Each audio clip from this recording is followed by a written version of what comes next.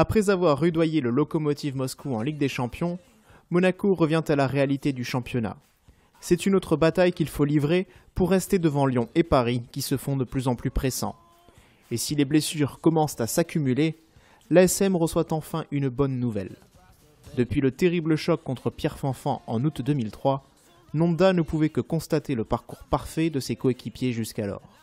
Le Congolais va désormais pouvoir y prendre part après avoir reçu l'aval des médecins. Un renfort de poids et une arme offensive supplémentaire pour Didier Deschamps. Reste pourtant à découvrir quel sera le visage de ce nouveau Shabani Nonda. Pour le savoir, il faudra encore patienter. Didier Deschamps est prudent et ne souhaite pas précipiter les choses.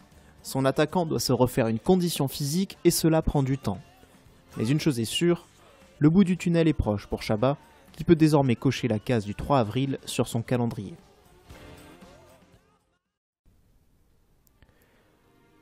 À la mi-mars, Monaco ne possède plus qu'un point d'avance sur Lyon.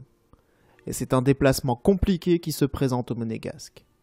Le stade de l'Abbé Deschamps est une enceinte difficilement prenable. Les Auxerrois de Giroud font de solides cinquièmes derrière Sochaux mais devant Marseille. Après avoir un temps ferraillé avec Lyon et Paris pour la deuxième place, les Bourguignons sont désormais distancés mais restent de coriaces adversaires. Bien que privé des 3/4 de sa défense pour réceptionner l'ASM, l'AJA a toujours ses atouts offensifs et entend bien mettre la pression dès l'entame de match. Les Monégasques ne paniquent pas et se mettent à leur tour en évidence. Mais les deux équipes sont fatiguées par leurs rencontres européennes. Si la débauche d'énergie est réelle, la maîtrise technique et la lucidité au moment de conclure, elles, sont absentes. Le match se solde sur un 0-0 qui n'arrange personne. Pour son 100e match en tant qu'entraîneur, pas de danse de la victoire. Didier Deschamps aurait espéré mieux, mais le Bayonnais s'en contentera. Prendre un seul point à Auxerre, ce n'est pas grave. Il faut quand même accepter que les autres fassent de bons résultats. L'OL grappille, mais il reste 10 matchs. Il peut encore se passer beaucoup de choses. Monaco reprend un point sur Lyon, mais sans toujours le souffle des Rhodaniens sur sa nuque.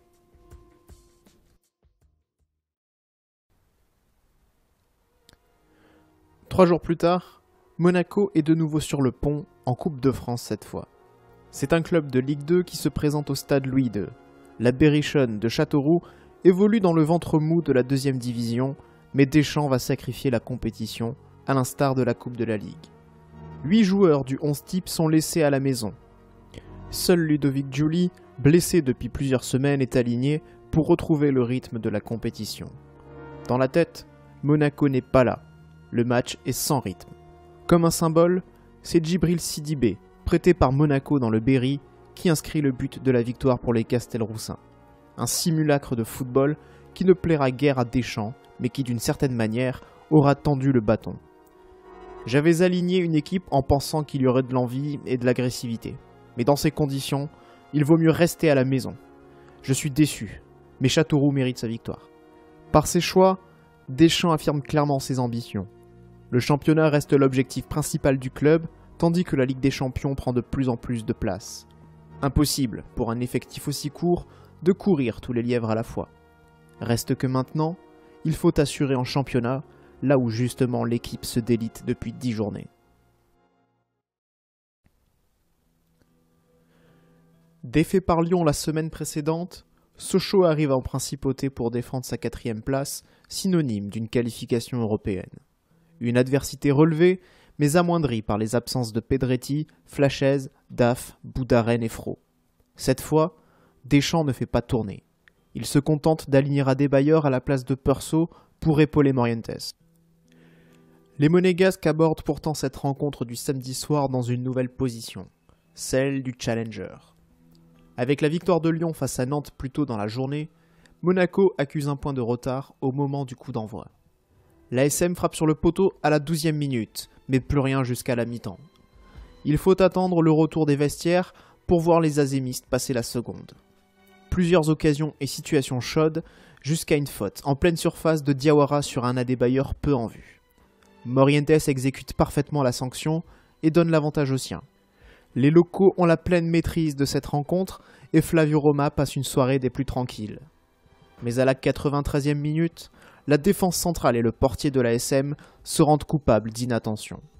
Jérémy Mathieu tire un coup franc aux 25 mètres et la feinte de corps de Pagis trompe tout son monde. La frappe de Mathieu finit sa course dans les filets et Monaco n'a plus que ses yeux pour pleurer. Deschamps peste. Prendre encore un but dans les arrêts de jeu, c'est dur à digérer. À partir du moment où il y a but, il y a faute quelque part. Je n'ai pas à culpabiliser qui que ce soit, mais c'est rageant d'être remonté à cet instant-là du match.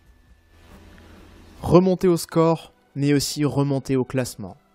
L'ASM est tombé de son fauteuil de leader pour la première fois depuis plus de 6 mois. Les 10 points d'avance semblent appartenir à un passé lointain. Monaco balbutie et la dynamique est désormais lyonnaise. La phase du championnat en est totalement bouleversée.